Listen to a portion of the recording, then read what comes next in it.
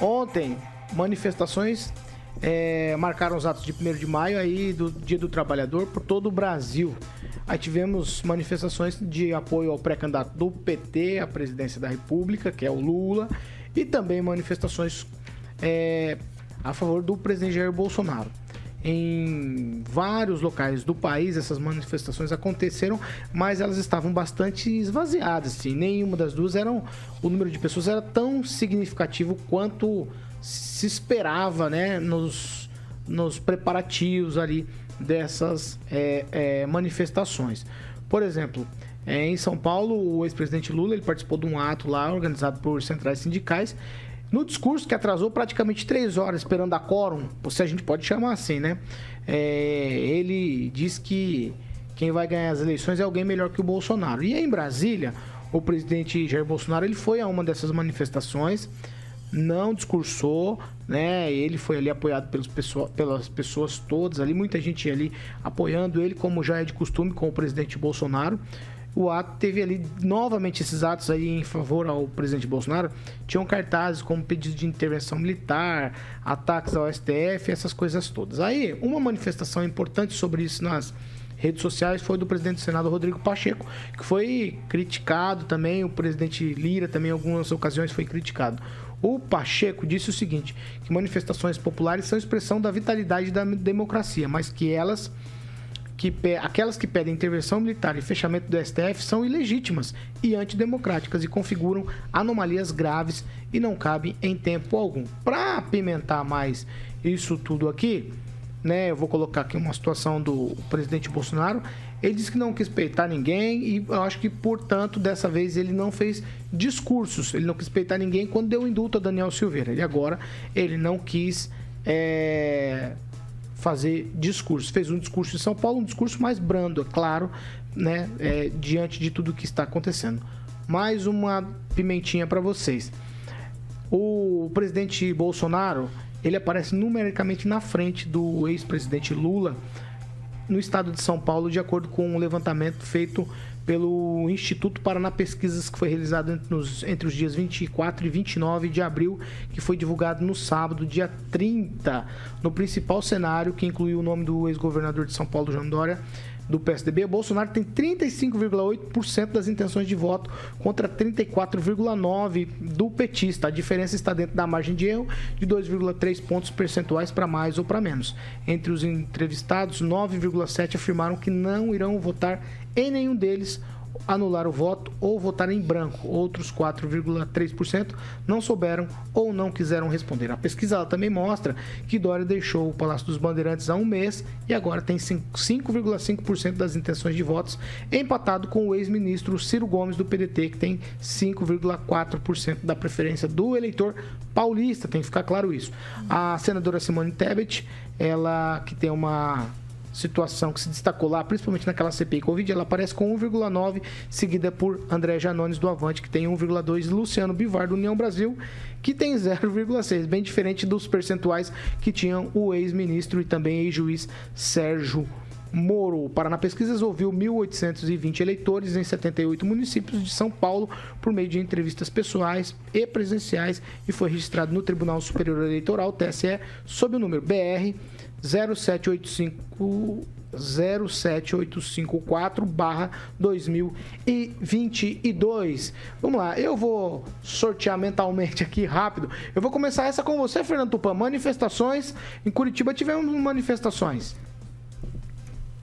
Paulo Caetano, aqui em Curitiba, se você analisar o número de manifestantes do 1º de maio ligado a Jair Bolsonaro e ligado a Lula, você vai descobrir que o Jair Bolsonaro vai ganhar no primeiro turno.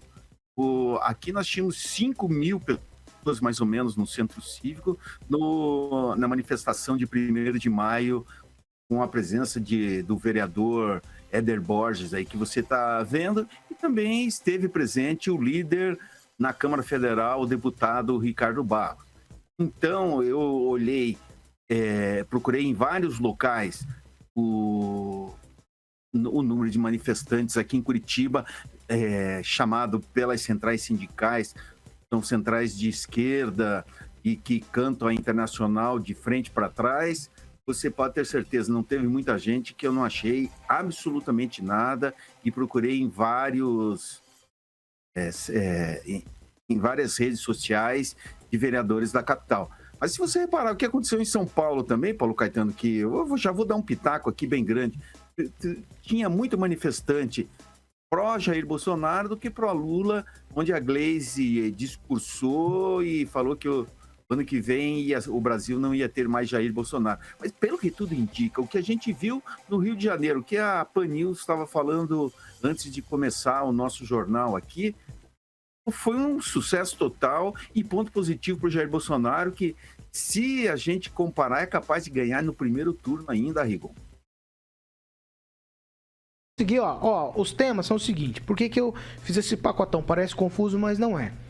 São as manifestações que estão já dando o tom da campanha eleitoral de 22. E a gente tem uma pesquisa da Paraná Pesquisa que mostra no estado de São Paulo o presidente Bolsonaro já à frente do candidato do PT, quem, Rafael?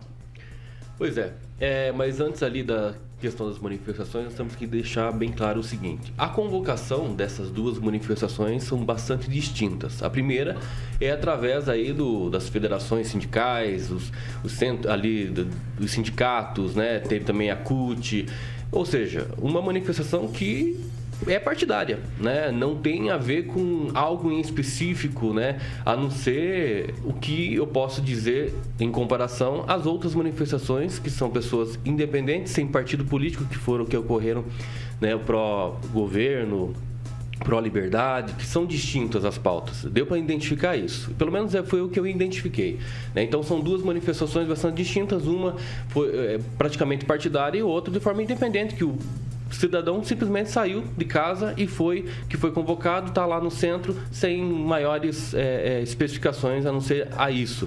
E a pauta principal dessas manifestações foram pela liberdade, né? Infelizmente tem alguns cartazes dizendo intervenção militar com Bolsonaro no poder, que é coisas assim que dá para contar nos dedos. Mas de forma hegemônica, podemos dizer assim, as manifestações tiveram sim uma pauta específica, que foi o pedido da liberdade. Depois dessa graça constitucional que o Daniel Silveira acabou recebendo, nós todos estamos praticamente com o coração mais libertos, podemos dizer assim. Por quê? Porque nós temos uma garantia constitucional que o presidente acabou realizando. Então eu acho que todo mundo se sentiu um pouco livre de todas essas situações, principalmente essas decisões arbitrárias do próprio Supremo Tribunal Federal. Quando nós realmente falamos do Supremo Tribunal Federal, nós estamos falando das decisões dos ministros em si, e não da instituição, que é, sim, essencial para a democracia. Agora, quanto às pesquisas de São Paulo, é bom deixar bem claro que São Paulo, historicamente falando, nunca teve PT ou Lula, Dilma, como liderança, como alguém que pudesse ter uma liderança dentro do Estado. O Estado de São Paulo sempre teve, né, o PSDB ali dentro. Então, acho que realmente eu, particularmente, não é que não acredito nas pesquisas, mas elas são sim tendenciosas, porque elas são encomendadas, por mais que sejam registradas, tem as metodologias aplicadas de forma completamente distintas e que precisam também ser verificado e analisado. Então, por isso eu acho que não é grande coisa assim, porque o PT, na verdade, nunca liderou, né, o Estado de São Paulo nas pesquisas. Kim, eu já devia fazer o giro, mas você me suscitou uma coisa que eu preciso te perguntar. Você falou o seguinte, que todo mundo se sente liberto depois do indulto do Daniel Silveira, certo? Menos o Roberto Jefferson. Foi essa a sua palavra, certo? Todo mundo se sente liberto. Vamos pensar no seguinte, o presidente, ele, nessa entrevista que ele deu na semana passada, ele afirmou que não quis peitar, mas ele falou que o deputado falou coisas absurdas, mas mesmo assim não se justificava a pena aplicada.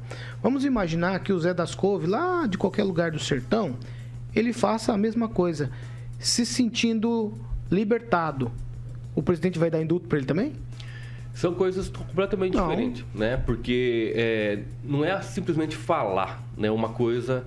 porque assim, se você falar qualquer besteira, você vai ter que ser responsabilizado por isso. E quando eu falo também da questão da liberdade, né, de se manifestar, o direito dessa liberdade de expressão que nós temos garantido pela Constituição, ela não é absoluta, é óbvio. Porque se eu tiver que falar qualquer situação aqui, eu vou ser responsável por aquilo que eu falo.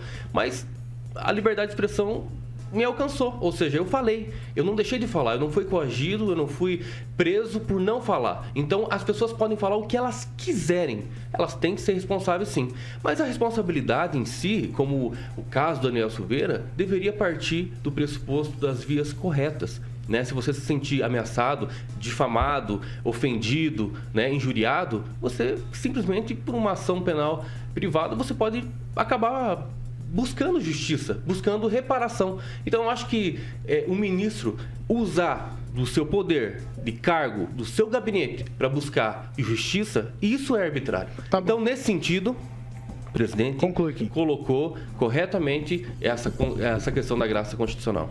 Vamos lá, eu vou seguir o giro aqui agora, falando de manifestações e também da pesquisa paulista, é a vez do Ângelo Rigon. A gente tem que lembrar que ontem foi o Dia do Trabalho, e a manifestação do Dia do Trabalho é algo muito tradicional, não só no Brasil, mas no mundo inteiro. Tentaram, de novo, politizar um evento do Dia do Trabalhador. Dessa vez, quem sempre está fazendo campanha, ou pré-campanha, que é o presidente Bolsonaro, no seu estilo golpista, o Lula, com o pessoal das sindicais de trabalho na mão dele. Mas é importante a gente lembrar que ontem não houve uma disputa de pré-candidatura. Ontem houve a comemoração do Dia do Trabalho. Houve sim um pessoal carregando cartaz, como bem lembrou o Kim, querendo ditadura, querendo o golpe, aquela coisa toda que a gente já está até acostumado e sabe que no dia seguinte Bolsonaro vai voltar atrás e falar, não foi bem isso que eu quis dizer, como aconteceu essa semana. Mas isso tudo, agora em relação à pesquisa feita pelo Murilo Hidalgo, lá de Curitiba, trata-se de um reflexo do pacote de bondades, embora esteja dentro da margem de erro de 2 e poucos %. Trata-se do pacote de bobagem que vai nos custar no ano que vem ao menos 83 bilhões de reais. A gente só está adiando o dia em que a faca vai cair sobre o pescoço, porque esse preço vai ser cobrado. A falta de desgoverno, às vezes ela é tentada ser compensada com manifestações radicais. O pessoal na rua esquece do preço do litro de óleo, do litro de gasolina, esquece, enfim, o preço da comida. E isso alimenta essa turma do Bolsonaro. Paulo, então, sobre esse apanhadão aí que a gente, tava comentando, eu acho o seguinte, sobre as manifestações, achei muito interessante uma imagem que o pessoal até está compartilhando bastante da CNN durante as transmissões, de uma manifestação e de outra, né? Tanto a convocada aí pelos apoiadores do Bolsonaro, como quem disse sobre a garantia, e a luta pela liberdade de expressão, como ali do presidente Lula, né? E nesse aspecto até que reflete um pouco o resultado dessa pesquisa da Paraná Pesquisas. Agora, falando de pesquisa, achei muito interessante, né? O João Dória, no estado dele, né? Que ele acabou de sair do governo do estado, marcar só 5% na pesquisa. Menino, eu fiquei assim, né? Como é que eu posso dizer? Impactada. Só para te ajudar também nesse raciocínio, o que me deixou assustado com isso é que o União Brasil rifou o Moro, que figurava entre 10% e 11%, pelo Bivar, que tem 0,6%. Não, então, essa terceira via, gente, né? Vai ser assim, eu mal posso esperar para a campanha compensar, porque é uma loucura total, né? Não dá para entender, eles abrem mão de um, coloca outro, que ninguém conhece, ninguém viu, aí, não sei, o Moro também, esses dias, né, falou assim, como é que é? Olha, o STF, depois daquele julgamento da ONU, que até a gente comentou aqui, aí ele falou assim, olha, foi um grande erro do STF, né? E por isso, né, que enseja aí esse posicionamento da ONU. Aí agora ele reconheceu que houve um grande erro do STF, né? Só que quando o Fachin deu aquela canetada maravilhosa livrando o Lula, ele elogiou o Fachin. Então é tanta doideira nessa terceira via que eu, sinceramente, ouvintes, não entendo. Se vocês entendem, né, até me ajudem.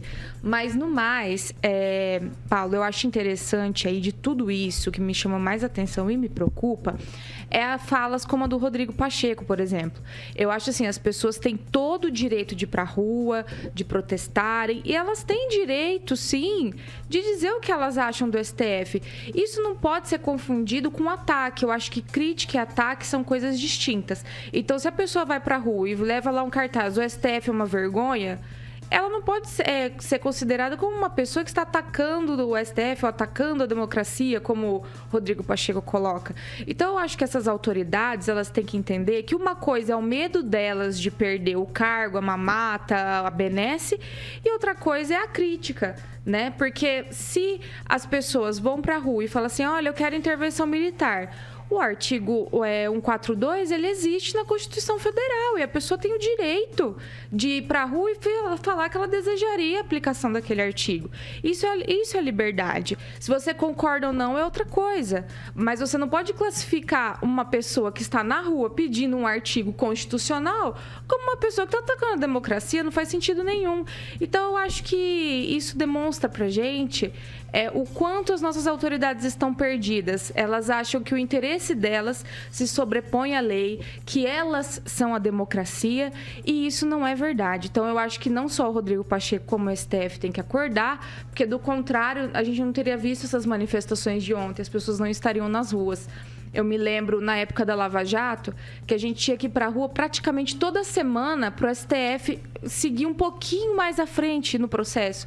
E eram coisas assim, para não voltar atrás de uma decisão que eles estão tomando há 6 meses. Conforme senta o fulaninho na cadeira, eles mudam o entendimento. Aí você tem que ir para a rua, fazer manifestação, para eles manterem o entendimento que era deles.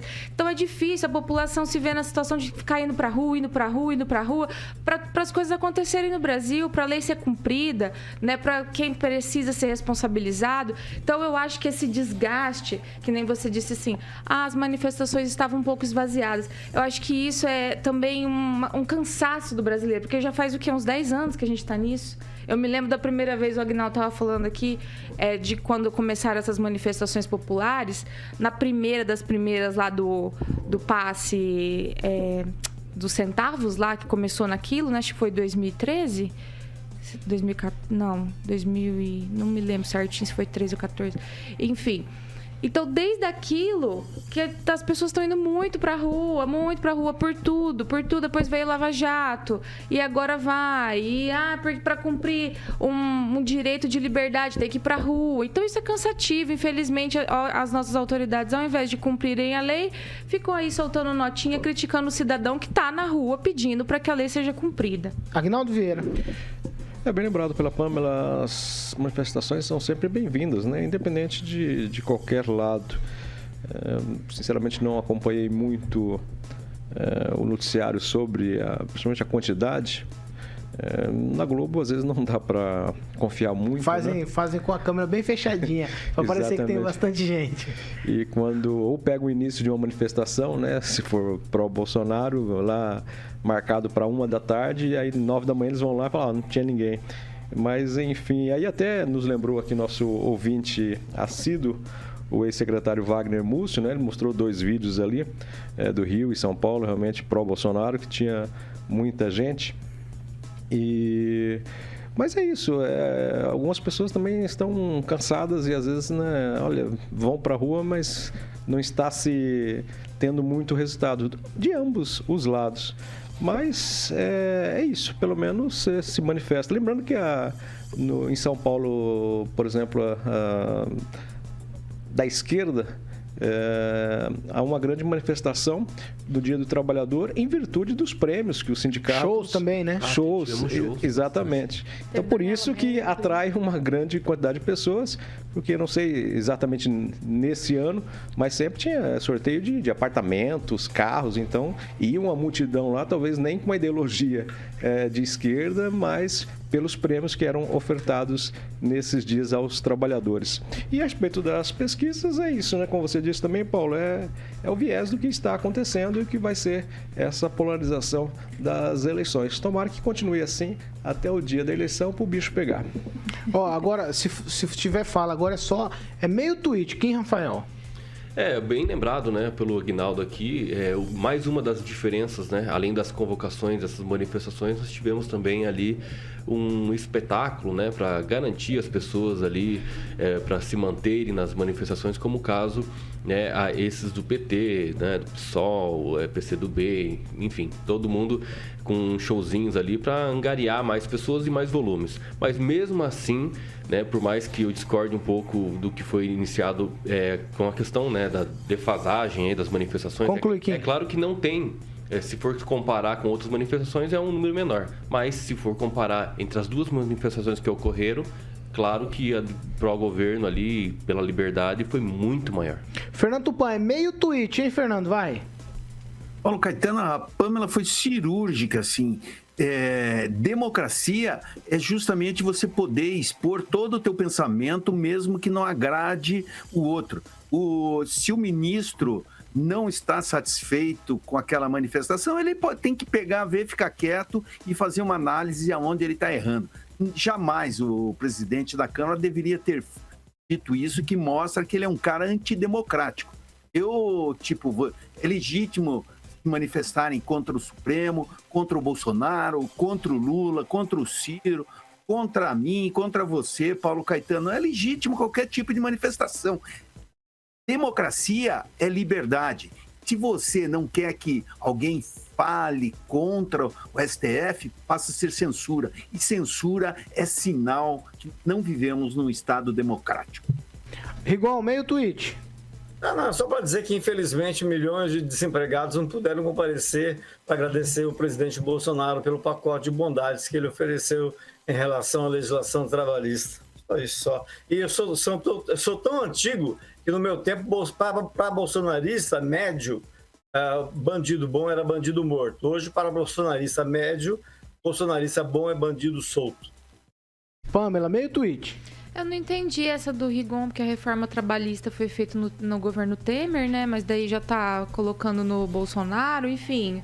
Mais do mesmo, né? O importante é a democracia, né? Por exemplo, ouvir o Rigon, ouvir todos os colegas da bancada, todo mundo. Como diz aquela frase creditada ao Voltaire, né? Embora eu não concorde com nada do que você diz, eu vou defender o seu direito de dizê-las, né? Até o fim. Então, eu acho que é isso que a gente tem que pensar. Não só no caso do Daniel Silveira, mas como todos os casos. Você quer falar alguma coisa, Rigon? Não, do cara que fez a cartinha pro presidente, não. Eu só queria lembrar que a gente todos estamos numa democracia e que alguns dos pré-candidatos que estão aí estão dispostos a mudar o que foi feito. Só o rebote agora, se quiser falar. Não é porque eu tô senão vocês falam que eu sou antidemocrático. Aqui pra gente refletir com os nossos ouvintes.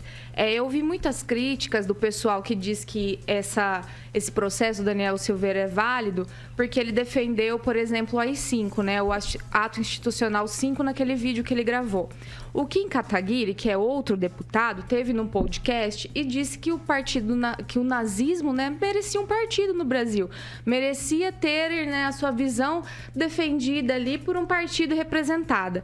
Ele teve o direito de falar ali ao vivo. Então, eu acho assim, se um tem o direito de falar, o outro também deveria ter o direito de falar. A gente não pode ficar assim, porque um defendeu ou disse que num ato institucional era bacana lá atrás, ele tem que ser punido com 9 anos de prisão e com outro não acontece nada. Ou todo mundo pode falar ou ninguém pode falar. Então, esses 2 pesos e 2 medidas é que eu acho que não é interessante para nossa democracia.